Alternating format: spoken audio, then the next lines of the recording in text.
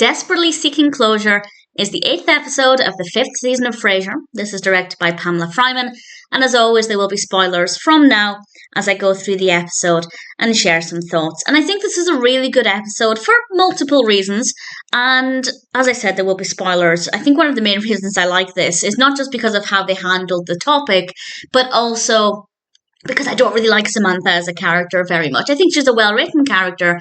I just don't like her. So I'm really glad that they, first of all, wrapped up the story with Samantha rather than just kind of dropping her never to be spoken of again, but also that they did it quite quickly without dragging it out. It starts off, though, in Cafe Nervosa, and Niles is ordering his coffee, and there's a new system where they shout back to each other, and it's almost like a little sing-song, and it's rather enjoyable. I rather like that. Frasier then arrives and updates Niles on his weekend he's had with Samantha. It's their 1 month anniversary, and Frasier is doing a lot of name dropping. He's very, very happy.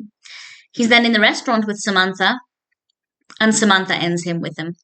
And she does it in a way that's very respectful. She says it's her, not him, and that it's just run its course. There's nothing specific that made her want to break up with him. She just wasn't feeling it anymore, which is fair enough, and I respect her honesty. Then we are back at the apartment, and Daphne hands Martin a newspaper and asks him to read the headline. Martin Crane dead.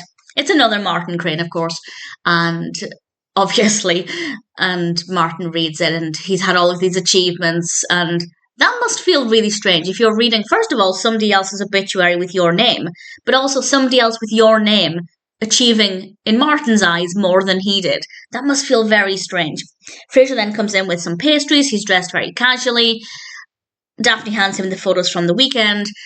He reveals that Samantha broke up with him. And he confesses that he's finding it difficult to find closure, and this is because he just doesn't believe that the relationship just ran its course. There must be something that made her break up with him, which I can understand why he's saying that. It's easier to accept something if you have information.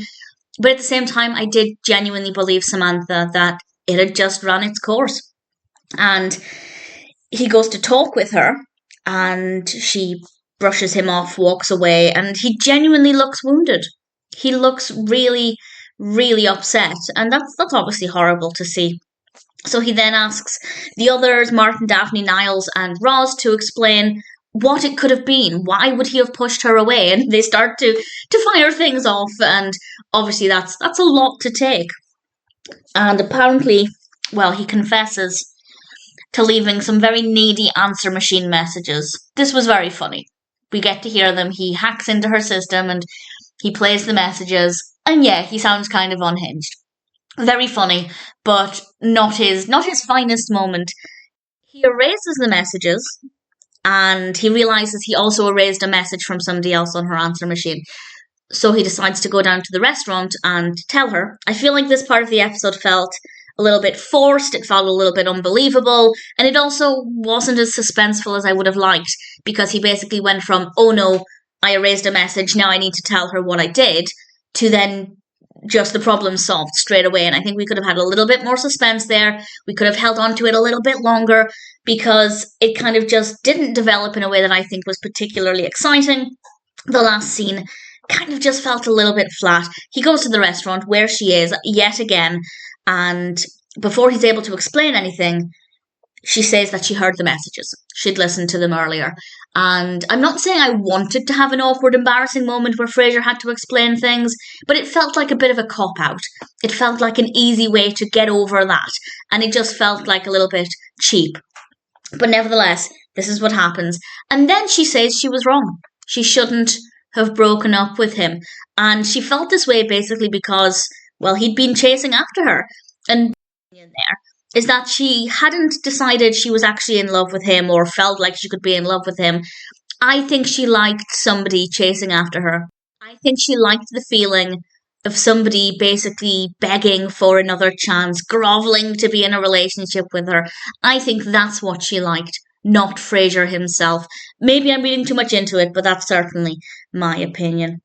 And Frasier, to his credit, said that he just learned some things about himself and realised he was probably more taken by her circle rather than her as a person, which again I admire his honesty, but that probably would also have hurt to hear.